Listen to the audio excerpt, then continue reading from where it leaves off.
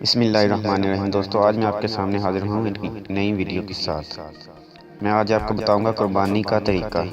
جب آپ قربانی کے لیے بکری کو ذبح کرتے تو اپنے پاؤں اس کے چہرے پر رکھتے، پھر بسم اللہ اللہ اکبر کہتے اور ذبح کرتے۔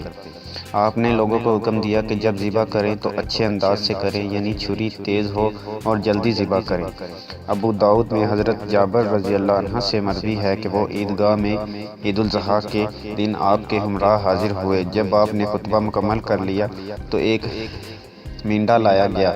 آپ نے اسے اپنے ہاتھ سے ذبح کیا اور بسم اللہ اللہ اکبر پڑھا اور فرمایا کہ یہ میری طرف سے اور میری امت کے ہر آدمی کی جانب سے ہے جس نے ذبح نہیں کیا۔ اور صحابین میں مروی ہے کہ نبی اکرم صلی اللہ علیہ وآلہ وسلم عیدگاہ میں نحر اور ذبح کیا کرتے۔ حضرت جابر رضی اللہ عنہ سے روایت ہے کہ عید الاضحیٰ کے دن رسول اللہ صلی اللہ علیہ وآلہ وسلم نے سیاہ سفیدی مائل سینگوں والے 2 خصی مینڈوں کی قربانی کی۔